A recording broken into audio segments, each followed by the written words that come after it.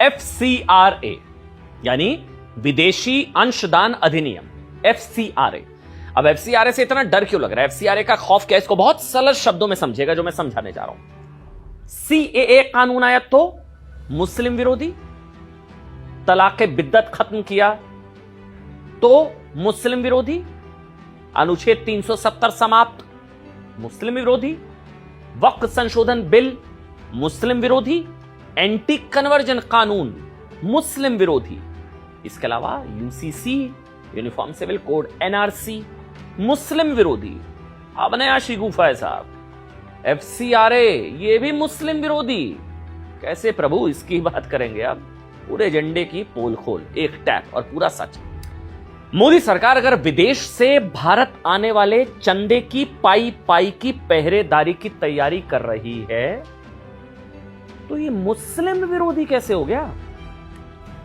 विदेशी चंदे की पाई पाई की पहरेदारी, अगर यह सुनिश्चित करने की तैयारी हो रही है कि देश में विदेशी चंदे का गलत इस्तेमाल ना हो तो इसमें प्रॉब्लम क्या है? टीम राहुल, टीम अखिलेश और अन्य टीमें FCRA संशोधन से क्यों परेशान है? देखिए, पहले समझिए ये FCRA जो बार बार आप सुनते हैं, इसका मतलब क्या है? Foreign contribution regulation act. Foreign contribution, foreign विदेश से आने वाला कोई भी चंदा, उसको रेगुलेट करने वाला एक एक्ट है FCRA। ठीक, मोदी सरकार ने इस कानून में बेहद जरूरी संशोधन कर दिए जिसके तहत अब विदेशी फंडिंग पाने वाले NGOs को कुछ बातें साफ साफ बतानी होंगी। पहला, अब यह खुलकर बताना होगा कि विदेशी फंडिंग करने वाला असली व्यक्ति या संस्था कौन है, किसने विदेशी फंडिंग की है। किसी NGO को विदेशी फंडिंग मिलती है तो आपको क्लियर बताना होगा कि विदेशी फंडिंग किसने की है, संस्था कौन है या व्यक्ति कौन है। पहले यह जानकारियां देने से छूट थी, नंबर 1। नंबर 2, अब फंडिंग की वजह मतलब पर्पस को स्पेसिफिकली बताना होगा। पर्पस, पहले क्या होता था, सोशल वेलफेयर बोलकर काम चल जाता था। ठीक, तो तीसरा सुनिए, अब काम करने की जगह यानी कि स्कोप ऑफ वर्क को भी स्पेसिफिक करना होगा। ऐसा नहीं है कि NGO है तो देश भर में काम कर सकती है, स्कोप ऑफ वर्क आपको क्लियर करना होगा। इसके अलावा संशोधन में यह भी साफ किया गया है कि फंडिंग का इस्तेमाल, विदेशों से पैसा आ रहा है, विदेशों से फंडिंग आ रही है FCRA, अब उसका धर्मांतरण, कन्वर्जन या देश की अखंडता के खिलाफ नहीं हो पाएगा उसका इस्तेमाल। FCRA रिन्यूअल के लिए पिछले 2 साल में कम से कम 10 लाख रुपए विदेशी फंड असल में खर्च करना होगा। यह ऐसा नहीं है कि सिर्फ बैंक में रखकर आपने रखा है तो आपको रिन्यूअल मिल जाएगा, नहीं। FCRA रिन्यूअल अब आपको ऐसे नहीं मिलेगा। अगर लाइसेंस रद्द, सस्पेंड या सरेंडर या एक्सपायर हो गया है तो विदेशी फंड से बनी सारी संपत्ति सरकारी अथॉरिटी के पास चली जाएगी। समझ लीजिए बहुत ध्यान से, इतने सरल भाषा में कोई नहीं समझाएगा। अब नए रूल्स के मुताबिक भारत में एक NGO को मिलने वाला फंड दूसरे NGO को ट्रांसफर नहीं किया जा सकेगा, और NGO में कोई गड़बड़ी पाई गई तो सिर्फ ट्रस्टी नहीं, मेंबर्स भी रिस्पॉन्सिबल होंगे। देखिए, हालांकि ऐसा नहीं है कि मैं कहूं कि पहले FCRA कानून कमजोर था, क्योंकि पुराने कानून के तहत ही विदेशी फंडिंग के दुरुपयोग के आरोप खुद सोनिया गांधी जी की संस्था राजीव गांधी फाउंडेशन उस पर लगे थे, और फिर राजीव गांधी फाउंडेशन का FCRA लाइसेंस चीन से चंदा लेने के आरोप में रद्द हो चुका है। ये तो आपको पता है ना, राजीव गांधी फाउंडेशन चीन से चंदा, FCRA लाइसेंस रद्द। लेकिन पुराने कानून में FCRA रद्द होने के बाद भी ट्रस्ट की संपत्ति, अगर FCRA लाइसेंस रद्द हो गया, ट्रस्ट की संपत्ति ट्रस्टी के पास रहती है। अब नहीं होगा।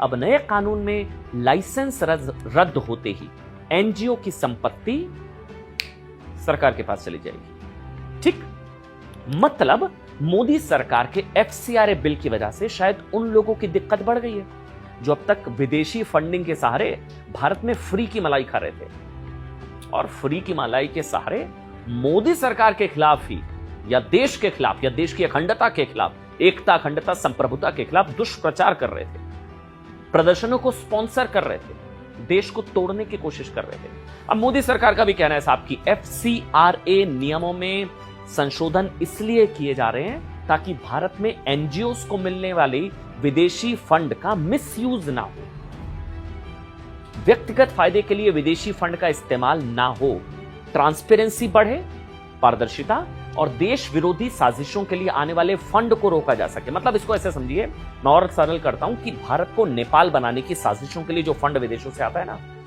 उसकी टोटी मोदी सरकार टोटी बंद करने की साजिश या बंद करने की तैयारी कर रही है। साजिश क्यों, तैयारी कर रही है। लेकिन विपक्ष, खासकर कांग्रेस और समाजवादी पार्टी का कहना है कि विदेशी चंदे के नाम पर एनजीओस पर कंट्रोल करने की कोशिश हो रही है। माइनॉरिटी इंस्टीट्यूशंस, अल्पसंख्यक संस्थाओं को खत्म करने की साजिश है। ईसाई संस्थाओं पर कब्जे की तैयारी है। संसद में अखिलेश यादव ने कहा कि यह बिल माइनॉरिटीज के खिलाफ है। इसमें भी हिंदू मुसलमान शुरू हो गया साहब। एफसीआरए, ये भी हिंदू मुसलमान, ये भी माइनॉरिटी के खिलाफ है। प्रियंका वाड्रा ने भी कहा कि यह बिल वापस हो जाना चाहिए। अखिलेश यादव भी इसी तरफ इशारा कर रहे हैं।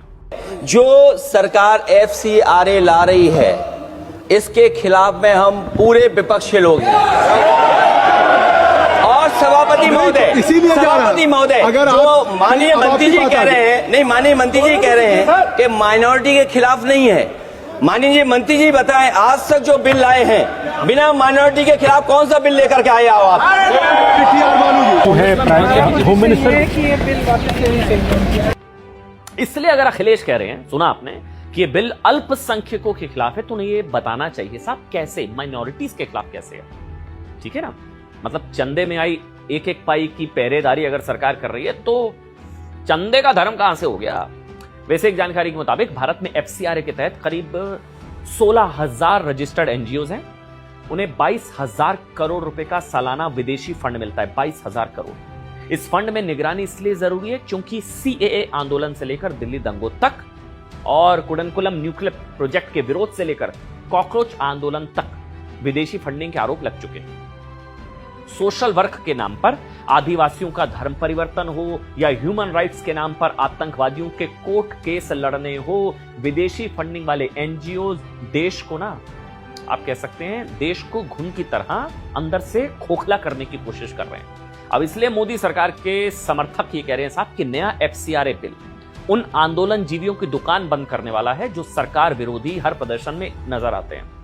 इसका सबसे बड़ा उदाहरण कुछ लोग बताते हैं, योगेंद्र यादव को बहुत बड़ा उदाहरण के तौर पर पेश किया जाता है, जो साहब शाहीन बाग से लेकर सीए आंदोलन, किसान आंदोलन से लेकर कॉकरोच प्रोटेस्ट सभी में दिखाई दे चुके हैं।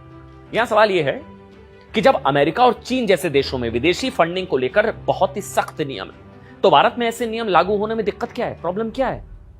अमेरिका में विदेशी संस्था से एक पैसे के लेन देन और संबंधों की जानकारी आपको देनी पड़ती है। अगर एक पैसे का भी लेन देन हो रहा है तो किसी चुनाव में डायरेक्ट या इनडायरेक्ट विदेशी चंदे पर टोटल बैन।